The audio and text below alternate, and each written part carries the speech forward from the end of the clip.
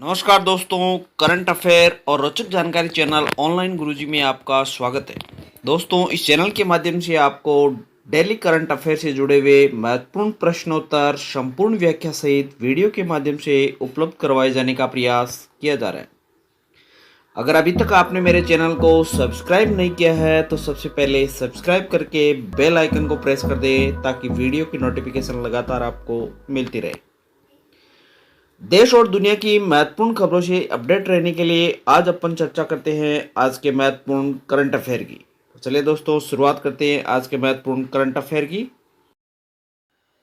भारतीय रेल 1 जून से रोज 280 ट्रेनें चलाएगा।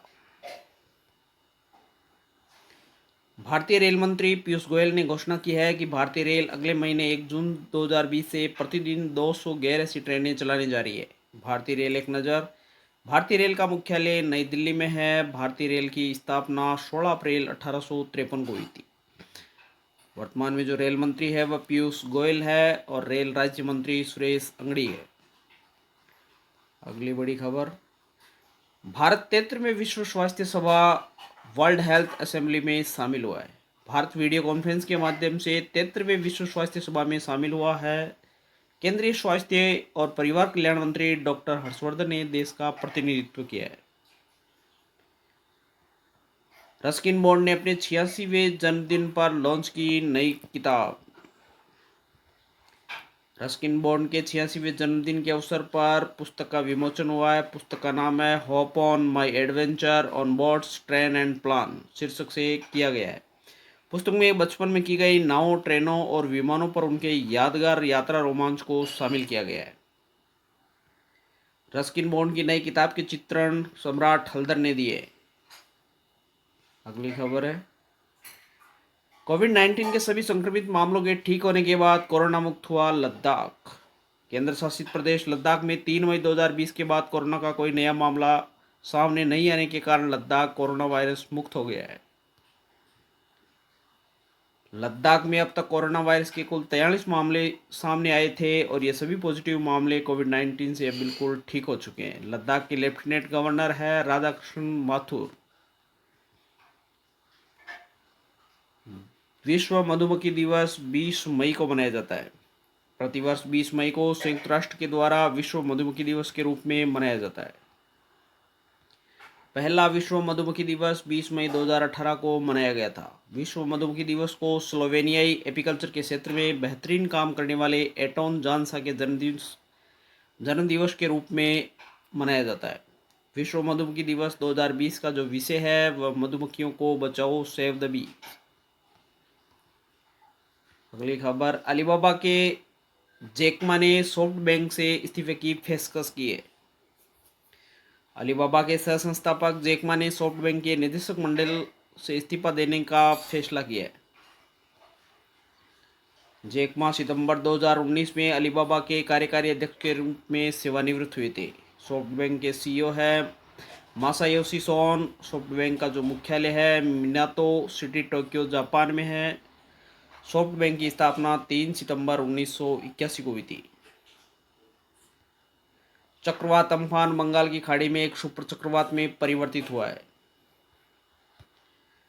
भारत मौसम विज्ञान विभाग के अनुसार चक्रवात अम्फान जो बंगाल की खाड़ी में एक सुपर चक्रवात में परिवर्तित हो गया है।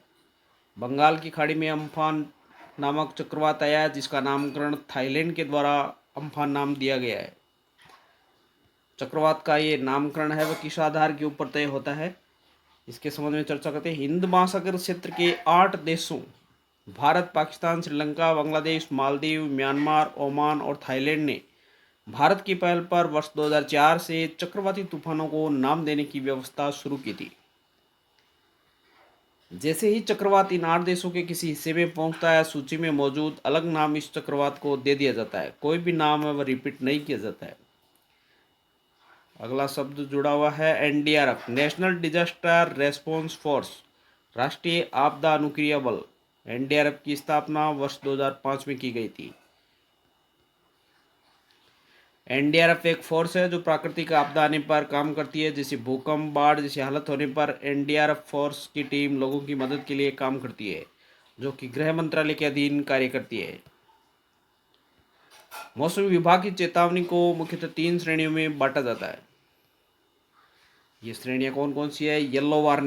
येलो वार्निंग अथवा साइक्लोन अलर्ट तटीय क्षेत्रों में प्रतिकूल मौसम की संभावना से कम 48 घंटे पूर्व जारी किया जाता है। अगला है ऑरेंज अलर्ट अथवा साइक्लोन वार्निंग तटीय क्षेत्रों में प्रतिकूल मौसम की संभावना से कम 24 घंटे पूर्व जारी किया जाता है। और अंतिम है रेड अलर्ट।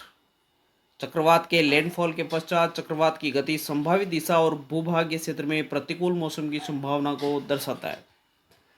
तो साथियों, ये थे आज के महत्वपूर्ण करंट अफेयर और उनसे जुड़े हुए महत्वपूर्ण बिंदु। अब चर्चा करते हैं आज के महत्वपूर्ण प्रश्नोत्तर की, जो कि करंट अफेयर से जुड़े हुए हैं और संपूर्ण व्याख्या के साथ। जानते हैं आज पहला प्रश्न। हाल ही में बेंजामिन नेतन्याहू ने 5वीं बार किस देश के प्रधानमंत्री बने हैं? तो वह इजराइल देश के 5वीं बार प्रधानमंत्री बने हैं। इजराइल के संबंध में महत्वपूर्ण तथ्य है, इजराइल एशिया महाद्वीप में स्थित है। इजराइल की राजधानी जेरूसलम है। वहाँ की जो करेंसी है वह इजरायली शेकेल है। और इजराइल के राष्ट्रपति रूवेन रिवलिन है। अगला प्रश्न, हाल ही में विश्व उच्च रक्तचाप दिवस कब मनाया गया था? तो 17 मई को विश्व उच्च रक्तचाप दिवस मनाया गया था। इससे जुड़े हुए महत्वपूर्ण तथ्य, इस दिवस को मनाने का मुख्य उद्देश्य बढ़ते हुए उच्च रक्तचाप बीपी के बारे में लोगों को जागरूक करने के लिए हर वर्ष 17 मई को मनाया जाता है। इस दिवस को पहली बार वर्ष 2005 में मनाया गया था। विश्व उच्च रक्तचाप दिवस 2020 की जो थीम है वह है अपना ब्लड प्रेशर मापें, मेजर योर ब्लड प्रेशर। अगला प्रश्न, हाल ही में Wuhan diary dispatches from a quarantine city पुस्तक लिखी गई, इसके लेखक कौन है? तो फोंगफांग इसके लेखक है। अगला प्रश्न है, हाल ही में जम्मू और कश्मीर बैंक के नए एमडी और सीईओ किसे नियुक्त किया गया है? तो जुबैर इकबाल को जम्मू और कश्मीर बैंक के एमडी और सीईओ नियुक्त किया गया है। जम्मू और कश्मीर बैंक से जुड़े हुए तथ्य, स्थापना, जम्मू और कश्मीर बैंक की स्थापना हुई थी 1 अक्टूबर 1938 को। इसका मुख्यालय श्रीनगर में। आरबीआई, भारत में जितने भी बैंक होते हैं वह आरबीआई रेगुलेट करता है। RBI reserve bank of India, इसकी स्थापना हुई थी 1 अप्रैल 1935 को। इसका मुख्यालय है मुंबई में और इसके जो गवर्नर है वो 25वें गवर्नर है श्री शशिकांत दास। अगला प्रश्न है, हाल ही में किसने ऑनलाइन डैशबोर्ड राष्ट्रीय प्रवासी सूचना प्रणाली एनएमआईएस तैयार किया है? तो एनडीएमए के द्वारा एनएमआईएस तैयार किया गया है। राष्ट्रीय आपदा प्रबंधन प्राधिकरण का उद्देश्य प्रवासियों के आंदोलन के बारे में जानकारी हासिल करने और राज्य में फंसे हुए व्यक्तियों को सुचारू आवागमन को सुगम बनाना है। अब ये एनडीए में क्या है, इसके बारे में चर्चा कर लेते हैं। नेशनल डिजास्टर मैनेजमेंट अथॉरिटी, राष्ट्रीय आपदा प्रबंधन प्राधिकरण, इसकी स्थापना वर्ष 2005 में हुई थी। इसका मुख्यालय नई दिल्ली में।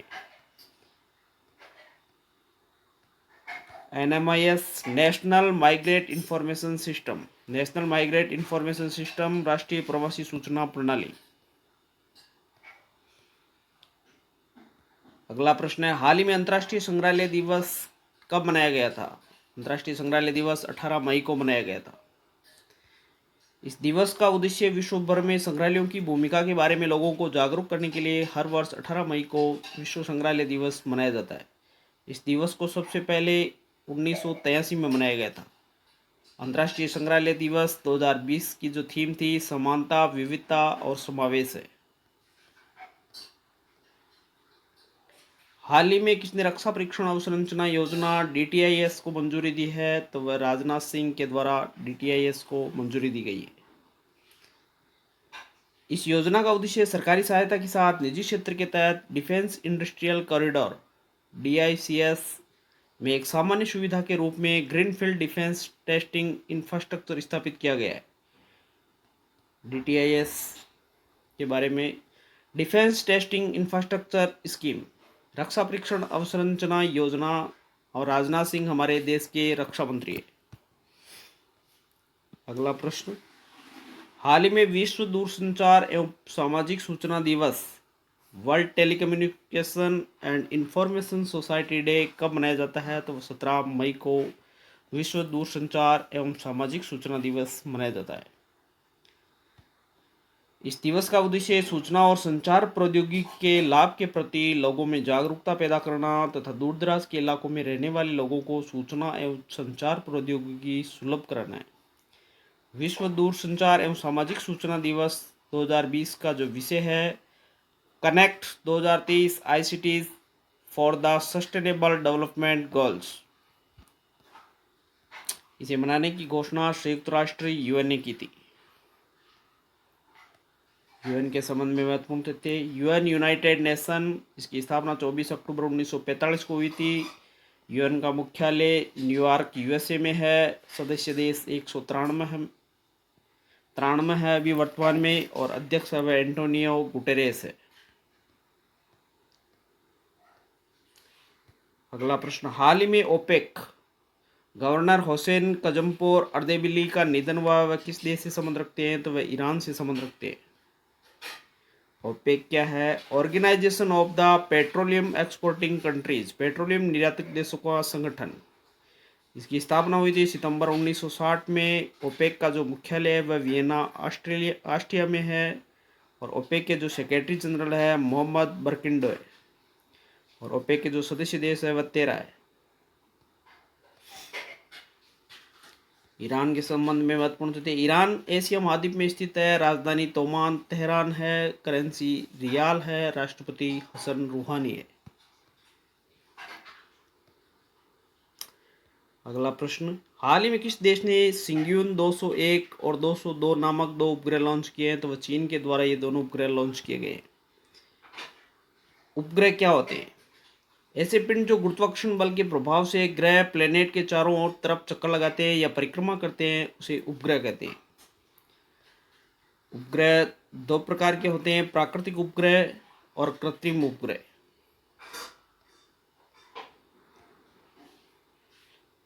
चीन के संबंध में, चीन एशिया महाद्वीप में स्थित है। चीन और भारत के बीच इंटरनेशनल बॉर्डर लाइन का नाम मैकमोहन रेखा है। चीन की सबसे लंबी नदी यांगत्से, और ये एशिया की सबसे लंबी नदी भी है, जिसकी लंबाई 6300 किलोमीटर है। चीन जनसंख्या की दृष्टि से विश्व में प्रथम स्थान पर है।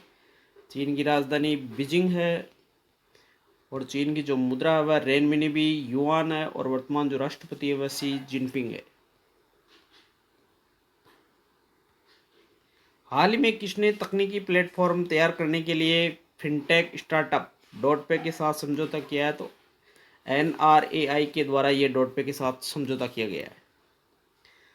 NRAI national restaurant association of India, इसकी स्थापना 1982 में हुई थी। अध्यक्ष वह रियाज अमलानी है, और मुख्यालय नई दिल्ली में। डॉटपे का मुख्यालय गुड़गांव हरियाणा में।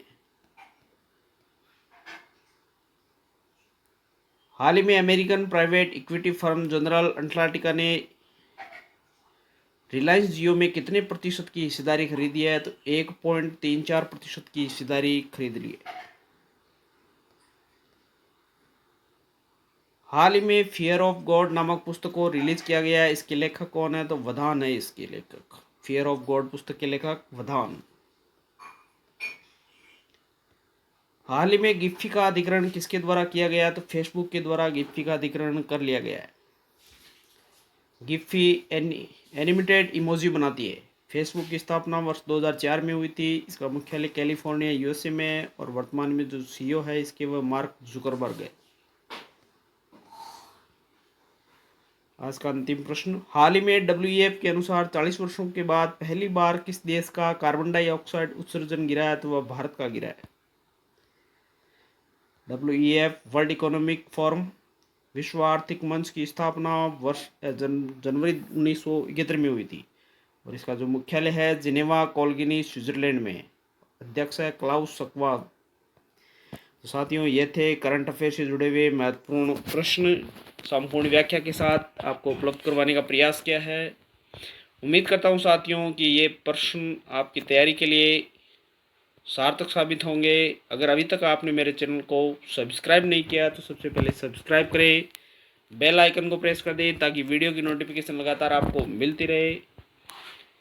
धन्यवाद।